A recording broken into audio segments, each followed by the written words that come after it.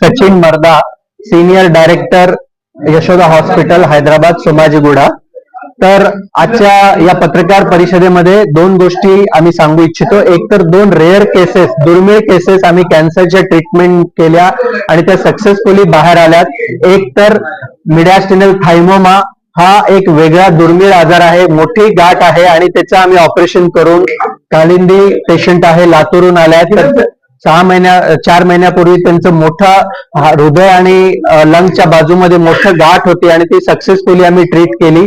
आणि दुसरे पेशंट आहेत आमचे कल्याणकर साहेब आहेत, त्यांना पण एक ॲम्युलोब्लास्टोमा, दाताच्या वरच्या बाजूला एक रेअर दुर्मिळ ट्यूमर होता, तो आम्ही लेटेस्ट एंडोस्कोपिक ट्रीटमेंटद्वारे आम्ही त्याची ट्रीटमेंट केली आणि कॉस्मेटिक आणि फंक्शनल आउटकम म्हणजे त्यांचं खाणं पिणं आणि दिसणं हे सगळ्या गोष्टी चांगल्या आहेत।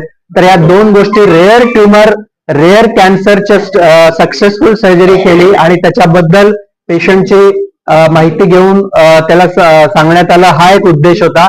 आणि दुसरं, कॅन्सर बद्दल अवेअरनेस क्रिएट करावं आणि ज्या कॅन्सरच्या रिस्क फॅक्टर आहेत त्या आपण कमी कराव्यात, ह्याच्याबद्दल पण आम्ही इथं डिस्कशन केलं।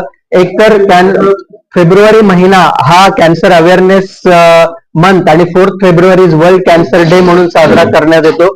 तर त्याच्यामध्ये कॅन्सर होऊ नये यासाठी काय काय करावं आणि जरी आलं तरी त्याच्यासाठी आम्ही अद्ययावत यंत्रणा, treatment, robotic surgery technology, radiation technology, medical oncology मध्ये इम्युनोथेरपी आणि टार्गेटेड थेरपी टेक्नॉलॉजी, अशा सगळ्या लेटेस्ट आणि अद्ययावत यंत्रणा यशोदा हॉस्पिटल सोमाजीगुडा हैदराबाद इथं आहेत। तर याबद्दलही माहिती देण्यात आली आणि कॅन्सर प्रिव्हेन्शन कसं करावं, वॅक्सिनेशन कसं करावं आणि त्याच्याबद्दल ज्या सवयी आहेत त्या कमी कशा करून हेल्दी कसं राहावं ह्याच्याबद्दल पण मार्गदर्शन करण्यात आलं।